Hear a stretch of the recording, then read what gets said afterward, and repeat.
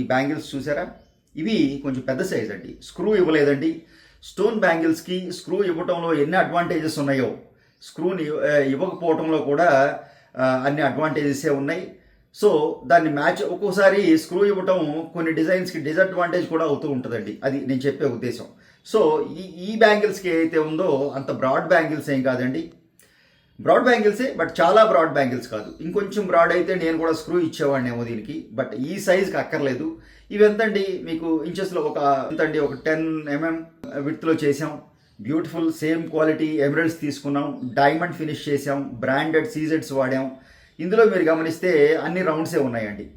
Almost 1.5 month కూర్చుంటే cat దగ్గర నుంచి మొదలు పెడితే స్టోన్ ఫిట్టింగ్ వరకు ఫినిషింగ్ వరకు ఆల్మోస్ట్ 1.5 month తీసుకుందండి ఈ సెట్. అంత బ్యూటిఫుల్గా డిజైన్ చేసాం. పనితనం మెచ్చుకోవాలి. ఆ క్యాడ్ ఇంజనీర్ పనితనం కానీ ఆ స్టోన్ సెట్టింగ్ అండి. స్టోన్ సెట్టింగ్ ఒక టఫ్ అండ్ బ్యూటిఫుల్ సబ్జెక్ట్ అండి జ్యువెలరీలో. అది అందరూ దాన్ని గమనించరు. అంటే బంగారం హారం కనపడితే తప్ప అందులో స్టోన్ ఫిట్టింగ్లోనే అసలైన ఫినిషింగ్ వస్తుందన్న విషయం చాలా తక్కువ మందికి గమనించగలుగుతారు.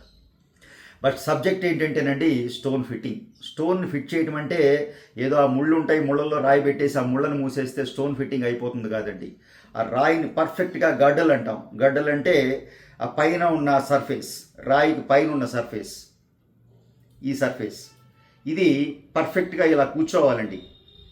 మీరు ఐ గ్లాస్ పెట్టి చూశారనుకోండి, ఇది ఇలా కూర్చుందనుకోండి, ఫినిష్. దానికి ఉన్న షైనింగ్ మనం పోగొట్టేమే.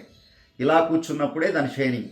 ఇలా కూర్చున్నా, ఇలా కూర్చున్నా, ఇలా కూర్చున్నా, ఏ మాత్రం టిల్ట్ అయినా సెట్టింగ్లో ఆ రాయి దాని ఫినిషింగ్ పోగొట్టుకుందని అర్థం. సో ఇవన్నీ టెక్నికల్ ఇష్యూస్ అండి. సో ఆ విధంగా బెస్ట్ క్వాలిటీ. ఇవి ఒక 55 grams అండి, 2.7 size. అదే 2.4 అనుకోండి, బిలో 50 grams చేసుకోవచ్చు. సో నేను స్క్రూ వాడలేదు, సింగిల్ పీస్ కింద డిజైన్ చేశాను. గట్టిగా వచ్చినాయి, పర్ఫెక్ట్గా వచ్చినాయి అండి. స్టోన్ ఫిట్టింగ్ దగ్గర నుంచి ఇంకా చేసిన ఇటాలియన్ ఫినిష్ అండి. Final rhodium diamond Italian finish. ఇది రోడియంలో నేను చెప్తూ ఉంటాను, చాలా రకాలు ఉన్నాయండి. సీజెడ్స్కి చేసే రోడియం డైమండ్స్కి చేయరు, డైమండ్స్కి చేసే సీజెడ్స్ చేయరు.